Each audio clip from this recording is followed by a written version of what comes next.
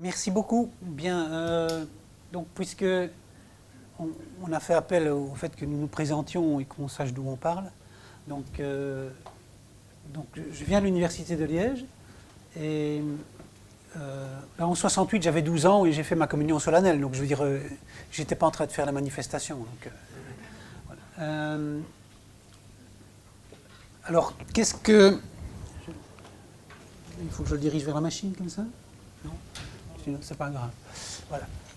Je le dirige vers... Ah oui, d'accord, pardon. Ok, ça va. Alors, je vous propose un plan en 3 parties. La première partie, ce sera l'histoire de l'Église, et marquée évidemment dans cette décennie-là par le Concile Vatican II, avec une évolution de l'institution ecclésiale et tout ce que ça veut dire pour les gens qui sont à l'intérieur. Et toute la transformation, on a insisté beaucoup tout à l'heure sur ce qui avait été transformé. Là, il y a des choses qui ont été définitivement modifiées. Et puis ce qu'on appelle le distancement ou distanciement politique. À l'époque, en 68, il y avait 2 manières d'écrire entre le PSC et le CVP. Et donc là, on va voir comment ça s'est traduit politiquement et comment, du côté chrétien, on s'est retrouvé avec différents modes de représentation. Et puis alors, quand même, un élément fondamental, je pense qu'on en a déjà beaucoup parlé, mais je pense que ça vaut la peine de revenir même brièvement dessus, en fonction du temps dont je disposerai, c'est le fait que cette décennie-là est une décennie d'érosion du culte du chef, d'érosion, je dirais même plutôt de la vénération du chef, et ce que je résume ici par la fin de la dépendance paroissiale. Vous savez que la paroisse est une unité qui avait été inventée par Saint Martin à la fin de l'Empire romain pour baliser et organiser la vie des fidèles, et donc ça correspondait effectivement à une unité de vie, donc à un espace vital, et je dirais cet espace vital dure jusque dans les années 60. Et donc après ça c'est fini. Je vais quand même essayer avec ça une fois, voilà, ça marche. Alors après le Concile Vatican II, je vous propose voilà, quelques éléments. D'une part, la modification de la pastorale et de la liturgie, qui n'apparaît pas comme quelque chose de très important. Ceux qui se souviennent de la chanson de Brassens, sans le latin, la messe nous emmerde. On voit bien un petit peu de quoi je veux parler, mais en même temps, c'est un peu court, donc ça vaut la peine d'en dire un tout petit peu plus. À l'intérieur de ça, le culte du débat et le culte de la solidarité, qui est remis en avant à l'intérieur de l'Église. Solidarité, c'était déjà monté à l'avant-scène avec Rerum Novarum en 1891. Et puis la question de la contraception, qui est évidemment la question de rupture, hein, comme Michel l'a anticipé sur mon exposé. Je voulais vous faire la surprise, mais il vous a annoncé. Bon, et puis la décléricalisation des chrétiens, c'est un élément qui me semble-t-il important. Et puis, très concrètement, la chute des vocations et des pratiques religieuses. Bien. La pastorale. Première chose, il faut bien se dire, le sacrement de l'Eucharistie est transformé. Donc le sacrement de l'Eucharistie, auparavant, se faisait avec le prêtre qui tournait le dos aux fidèles et qui regardait le tabernacle où était déposé le pain qui représentait le corps du Christ. Et tout d'un coup, avec Vatican II, on décide que c'est une assemblée et que le prêtre regarde l'assemblée. Et donc d'un seul coup, il n'y a plus ce Dieu qui est extérieur à l'assemblée et qui d'une certaine manière s'impose à tous, qui est d'abord vénéré par le prêtre et puis par l'intermédiaire du prêtre qui est vénéré par les autres. Il y a d'un seul coup quelque chose qui ressemble, on ne va pas exagérer, on ne va pas dire démocratique, mais quelque chose qui ressemble à une vie plus collective. Donc il y a quelque chose de tout doucement désacralisé, rien que par le face-à-face. Même chose pour le langage. En langue vulgaire plutôt qu'en latin, ça veut dire effectivement que si on comprend ce qui est dit, la parole est moins intéressante. Je connais des tas de gens maintenant, dans la suite de certains mouvements, je dirais sociologiques intéressants, qui s'amusent à chanter des chants védiques maintenant. L'intérêt des chants védiques, c'est surtout qu'on ne comprend pas le sens des paroles, évidemment. Si on comprenait le sens des paroles, ce serait simplement ou des opulents ou tristes. Enfin, je veux dire, mais ce n'est pas... Et la messe en latin avec quelque chose de plus grandiose, forcément, qu'une fois que les paroles sont prononcées en langue vulgaire, de façon à ce que les gens comprennent, et comprennent surtout les symboles. Parce qu'à partir du moment où on parle dans la langue du peuple, on lui explique que ce dont on parle, ce sont des symboles pour parler de la réalité. Mais si on parle de symboles et de symboles, et finalement, est-ce que celui qui sert de référence finale n'est pas un symbole lui aussi, simplement, du regard de l'homme sur le monde? Et donc, je dirais, il y a quelque chose de la perte des doubles sens que, forcément, un jeu de symboles contient. Hein. Un jeu de symboles, c'est forcément un jeu sur les doubles sens, on passe d'un sens à l'autre. Dès le moment où on les déconstruit, vous savez, le sang, ça veut dire ceci, la croix, ça veut dire cela. Et à ce moment-là, si on déconstruit tout, à un moment donné, les fidèles en viennent à se dire, mais ok, de quoi est-ce qu'on parle? C'est à moi qu'on parle. Et je dirais, de la déconstruction des symboles à l'agnosticisme, il n'y a pas une très grande différence en réalité, théologiquement. Enfin, je dis ça juste pour énerver plusieurs personnes ici, mais voilà, bon, bien. Alors, autre chose qui est amenée par Vatican II, c'est la culture du débat. Ça, c'est un truc extraordinaire. Le concile, inventé par Jean XXIII, enfin, tout le monde connaît l'histoire de Jean XXIII qui invente le concile parce qu'il est dans les angoisses. Hein, enfin, il a déjà raconté ça je ne sais combien de fois, ça a été répercuté partout. Jean XXIII qui raconte sa première nuit comme pape. Donc il était élu pape et il ne parvient pas à dormir. Il se dit, mais qu'est-ce que je vais faire avec la responsabilité de tout ce monde chrétien sur les épaules? Il y a 1 milliard de chrétiens qui attendent ma parole. Et puis en fait, il prie, évidemment il prie Dieu pour pouvoir se retrouver là-dedans. Et la réponse qu'il fabrique, c'est, mais tout compte fait, si on est 1 milliard, je ne suis qu'un parmi 1 milliard. Alors on va déjà leur demander leur avis. Et donc on va dire aux évêques de venir, on va discuter ensemble. Et on va faire une discussion, parce que c'est en discutant tous ensemble qu'on sait le sens qu'on veut donner à ce qu'on fait ensemble. Donc le débat ecclésial est organisé, ce qui est un phénomène formidable, puisque depuis 1870, hein, il n'y a plus de concile. 1870, en plus, c'était terminé, vous vous souvenez, dans la tragédie, puisque c'était la prise de Rome, etc. C'était un système guerrier tout à fait effrayant. Et donc, ça veut dire qu'on remet en cause des dogmes, puisque le terme utilisé par Jean XXIII pour lancer le Concile Vatican II, c'est un aggiornamento. Mais si on met à jour des dogmes, est-ce que ce sont encore des dogmes? Qu'est-ce qui est stable dès le moment où on peut mettre à jour notre façon de voir le monde? Surtout dans une institution qui était terriblement significative par son immobilisme. Donc si tout peut bouger, alors peut-être que rien n'est fixe. Bon.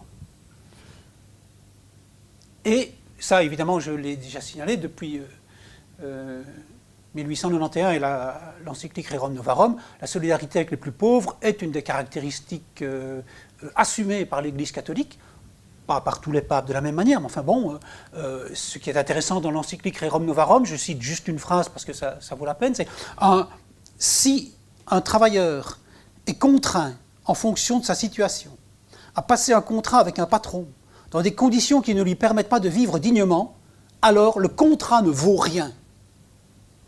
C'est de l'antilibéralisme pur. Hein. C'est de l'antilibéralisme pur. De ce point de vue-là, il est dans la continuité de la lutte de Mirarrivos contre les libertés modernes, si on veut. Hein. Mais en même temps, ici, c'est avec un ancrage social, avec un ancrage de défense, etc. Un ancrage de... Bon. Donc il faut améliorer les conditions matérielles de la vie humaine. Et de nouveau, par rapport aux anciennes explications, aux anciennes justifications de l'Église catholique, mais si on en vient à remettre en cause le fait que les pauvres sont heureux d'être pauvres et qu'ils auront le royaume de Dieu parce qu'ils sont pauvres, Si on remet ça en cause et qu'on dit non, les pauvres ils ne peuvent pas rester pauvres, il faut qu'on s'arrange pour leur donner une vie meilleure.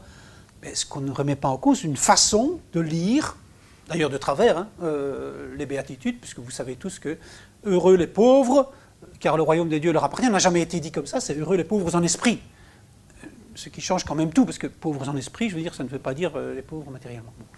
Donc ça veut dire que la dignité du travailleur a à voir avec sa valeur marchande, avec ce qu'il peut se procurer. Donc on est en train de casser quelque chose qui était d'une sorte de grande mystique, éloge de la pauvreté, des choses comme ça. Bien. Contraception. Là, voilà. Michel l'avait annoncé, donc l'encyclique Humanae Vitae, le 25 juillet, c'est la fracture totale. Je dirais celui qui résume le mieux ça, je pense, c'est David Lodge, hein, dans un roman qui s'appelle Jeux de mots. Je ne sais pas si certains d'entre vous l'ont lu, c'est un bouquin extraordinaire qui raconte comment une génération de chrétiens a cessé d'être chrétiens. Et il ne comprend pas les clés, hein, ils sont... C'est 6 ou 7 amis hein, en Angleterre, et c'est l'histoire entre 1968 et 1978, grosso modo, et ils se rendent compte tous qu'ils arrêtent. Ils arrêtent d'aller à la messe, ils arrêtent de croire, ils arrêtent ils arrêtent. Et je dirais c'est ce qui est arrivé à des dizaines de millions d'Européens, d'Américains, durant la même période. C'est assez impressionnant. Donc, on a ici à voir à quelque chose que David Lodge colle quand même ce qui ressemble à un début d'explication à l'attitude de ces gens-là vis-à-vis de la contraception. Alors on va voir comment ça s'est passé en Belgique. D'abord, il faut rappeler que le Concile Vatican II a été arrêté par Paul VI. Tout le monde fait comme si Paul VI était l'homme qui a continué l'œuvre de Jean XXIII, c'est celui qui l'a arrêté surtout. Pourquoi ? Parce que dans le Concile Vatican II, les évêques s'étaient emparés de la question de la contraception.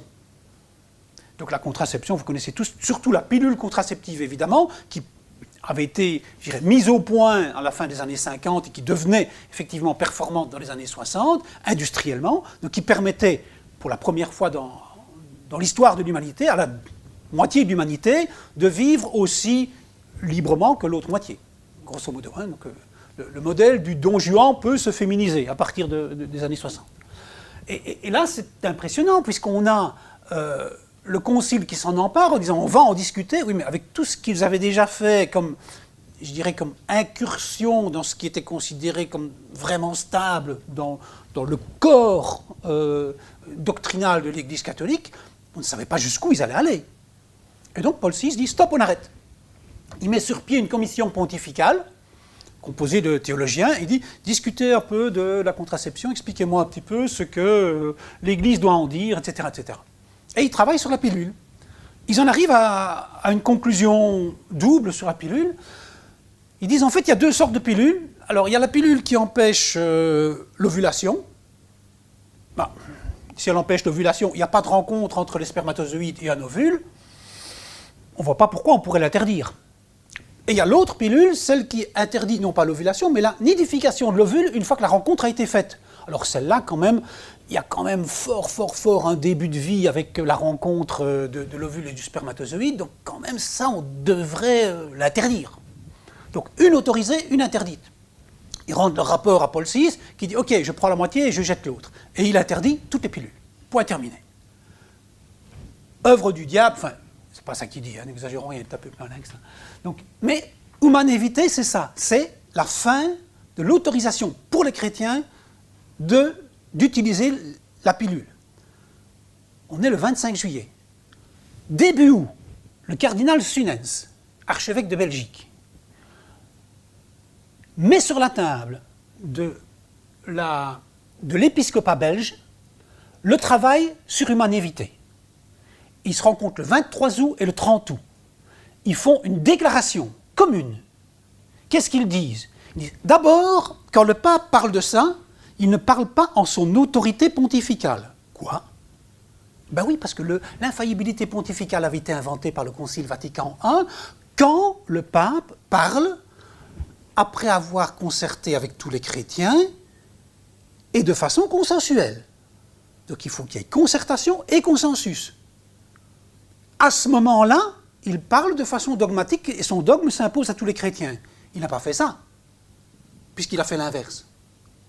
Donc, les évêques de Belgique disent « Nous n'avons pas affaire à un dogme lié, garni de l'infaillibilité pontificale. » Donc, chaque chrétien est libre. Et une personne compétente, pas n'importe qui, mais quand on parle au peuple et qu'on dit une personne compétente, on peut supposer que tout le monde s'estime compétent. Une personne compétente, après un examen sérieux, peut, en ayant écouté des arguments, suivre sa conviction. Autrement dit, l'épiscopat belge dit aux chrétiens de Belgique, bon, le pape, c'est extraordinaire. Quand vous voyez comment fonctionnait cette institution jusque-là, c'est une révolution complète. Je veux dire, mai 68 n'a rien à voir avec ce qui se passe là. Hein. Ce qui se passe le 30 août 1968, ça n'a rien à voir. C'est juste des gens qui sont les représentants des fidèles en Belgique et qui disent « Non, vous faites ce que vous voulez ». Ils retournent complètement le discours de Paul VI. Et donc, effectivement, c'est une des grandes questions, savoir si la déchristianisation accélérée de la deuxième moitié du XXe siècle n'est pas en grande partie liée à ça. Évidemment, il y a toute une série d'autres facteurs dont je parlerai aussi, mais je pense que ça, c'est quand même un événement important. Ça me paraît clair. Enfin, un sondage que j'avais regardé il y a plus de 20 ans de ça, donc on est en 95 à ce moment-là, publié dans l'hebdomadaire La Cité, journal du mouvement ouvrier chrétien quand même, je dirais, qui ne s'éloignait pas trop fort de ce que la majorité des chrétiens pensaient. Eh bien, un sondage montrait que la majorité des catholiques pratiquants déclarés disaient ne tenir aucun compte des avis du pape en ce qui concernait leur vie sexuelle. Donc autorité sans autorité. Fini. C'est, sur le plan du fonctionnement social et politique, ça veut dire beaucoup. Hein. Non, c'est là que je dois pousser. Voilà. Alors, décléricalisation, ça veut dire que le pouvoir à l'intérieur de la machine est en train de sortir aussi des mains des clercs. Les clercs vont tout doucement perdre ça. On met au point des commissions épiscopales qui doivent discuter de la pastorale, mais aussi du contenu. Alors, ces commissions épiscopales ont une vie très mouvementée pendant plusieurs années. Ça m'a été résumé par un grand patron liégeois de l'époque qui me disait, eh bien, dans notre commission épiscopale, on ne s'entendait pas du tout, il y avait une tension très forte à toutes les réunions, et puis dès le moment où nous, les patrons chrétiens, on a trouvé un accord avec le mouvement ouvrier chrétien, on s'est entendu et plus personne n'est venu aux réunions.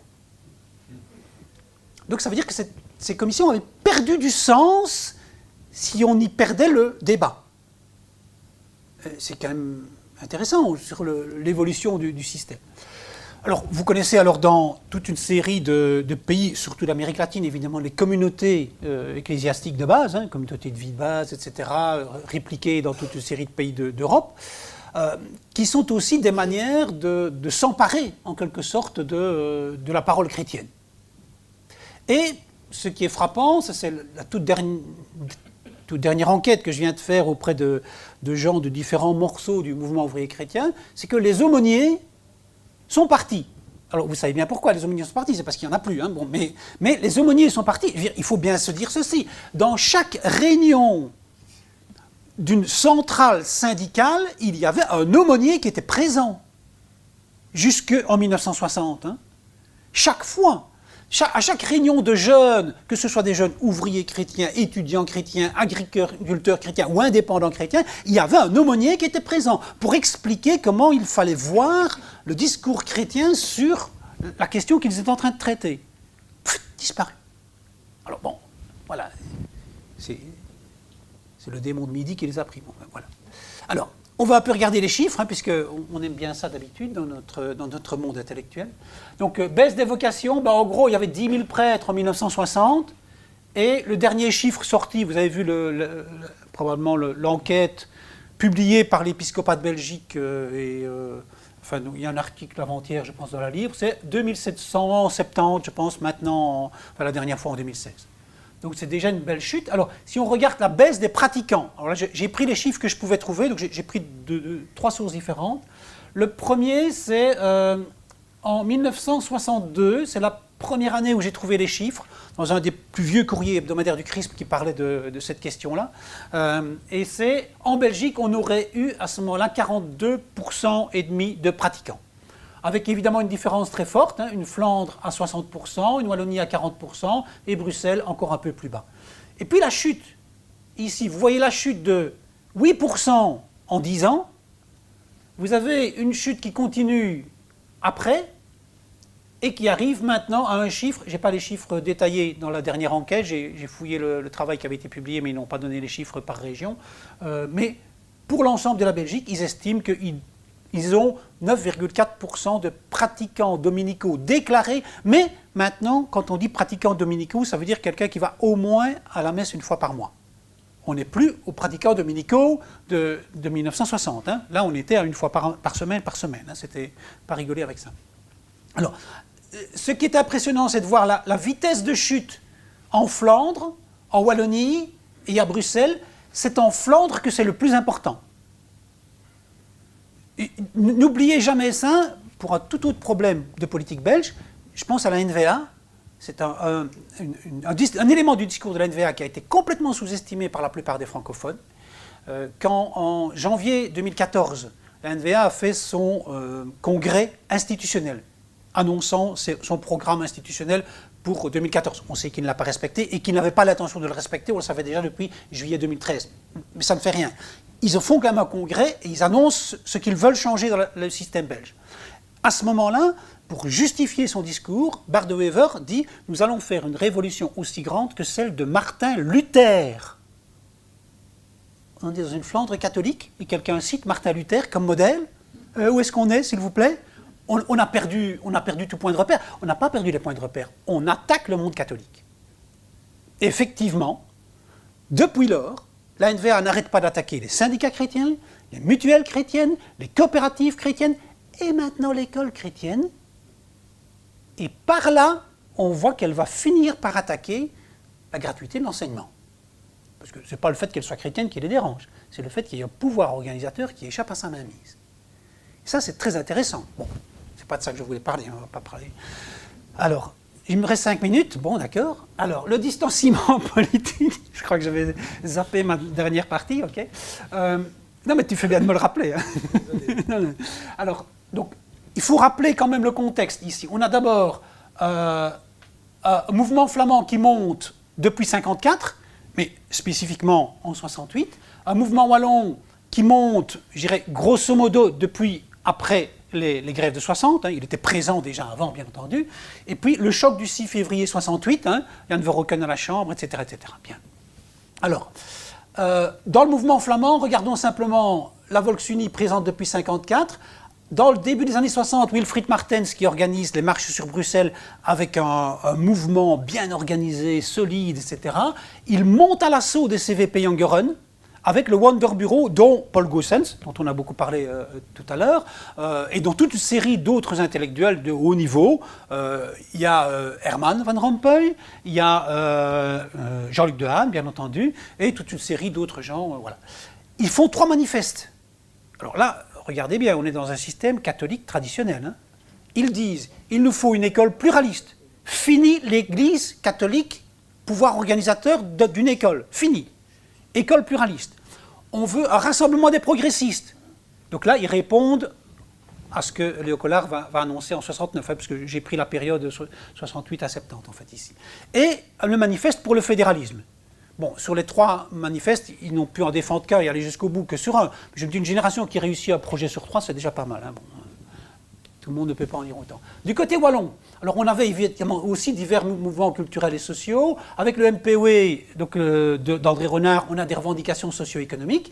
Alors, il y a un parti wallon des travailleurs présent dès 65, avec d'un côté Robert Moreau à Charleroi et François Perrin à Liège, et puis avec la chute du gouvernement VDB en 68, le Rassemblement wallon qui se constitue en quelques mois, avec un corpus idéologique minimal, juste nous sommes pluralistes. Le FDF avait déjà fait ça dès 64, et les deux annoncent qu'ils fonctionnent en cartel, pour gagner les voix sur le Brabant, hein, surtout. Et donc vous avez ce machin-là qui est en train de se mettre en place. Et vous avez des tas de militants chrétiens qui vont se retrouver là-dedans, autant au FDF qu'au Rassemblement wallon.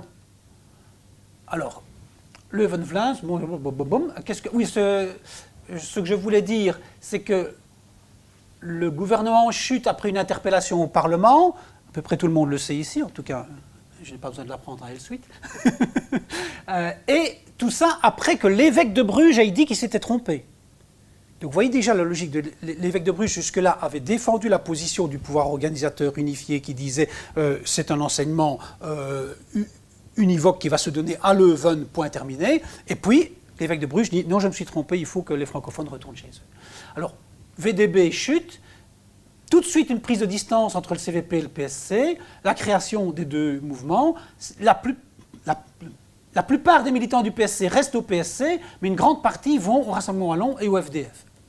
Alors, VDB présente une liste tout seul à Bruxelles avec le CVP, tandis que le PSC présente une autre liste à Bruxelles. Et donc là, on a un mouvement de VDB de droite. En fait, il répondait au gouvernement de Lefebvre-Spaak en 61 en se disant il y a un risque de gauchisation. Et effectivement, on va le voir après, puisque Léo Collard va refaire l'appel en 1er mai 69. Et donc, effectivement, face au risque de travaillisme, il propose un regroupement des droites qui n'a pas marché, puisque même s'il obtient à Bruxelles 9 sièges, et seulement un siège pour les gens du PSC, ben, en fait, il va devoir s'intégrer à la logique globale du PSC francophone, et là, il va être évidemment ramené à son ordre de grandeur. Alors, les résultats, simplement, ceci. Les trois partis qui gagnent, c'est les trois partis régionalistes. Point terminé. Et là, on retrouve, autant à la Volksuni qu'au RW ou FDF, des gens qui sont des militants chrétiens. Et donc le mouvement chrétien est explosé en morceaux. Alors ce qui est impressionnant là-dedans, je trouve, c'est que ces partis régionalistes deviennent en quelque sorte la voie de sortie hors du PSC de toute une série de militants, et ils n'y retourneront jamais. Dans les années 70, Jean Goll et François Perrin vont en attirer une partie au Parti des Réformes et de la Liberté de Wallonie, et puis Parti des Réformes et de la Liberté, etc. Dans les années 80, José Appart va en attirer une partie au Parti Socialiste, et c'est fini pour le PSC. Il ne va pas les récupérer. Il va en récupérer un ou deux, vous vous souvenez, à un moment donné, Jean Debien qui va un peu là, et puis qui se dit finalement non, vraiment, ils ne sont pas sérieux, etc. Bien. Alors, non, ça je ne vais pas parler, si je n'ai pas le temps. Et puis alors voilà, ça c'était mon truc de fin, pour montrer qu'est-ce qui change physiquement, je dirais dans les années 60, c'est la télévision et l'automobile. Dans un ménage sur deux en Belgique. Autrement dit, les gens, pour avoir leur information, ils ne dépendent plus de leur curé, pour ceux qui étaient du côté clérical, ils ne dépendent plus du notable local pour ceux qui étaient de l'autre côté. Ils ont, pour faire leurs courses, leurs achats quotidiens, ils n'ont plus besoin du commerce de proximité et ils vont dans les grands magasins, qui commencent à exploser à ce moment-là. Si les grands magasins ont du succès, ça veut dire que les coopératives de commerce local, aussi bien socialistes qu'ouvrières, que socialistes que chrétiennes, vont s'effondrer en quelques années. Et donc, vous avez la fin du commerce de proximité et du soutien des activités autant du PS que du PSC en quelques années. Une vie sociale qui s'éteint complètement, grâce à cause de l'automobile et la télévision. Voilà. Donc, là, on en a déjà évoqué aussi. Et donc, la question intéressante, je trouve, qui met fin à la vénération des autorités, c'est la question que tout le monde envoie à tout le monde, d'où parles-tu ? Qui es-tu pour prendre autorité sur moi, etc., etc. Voilà. Désolé.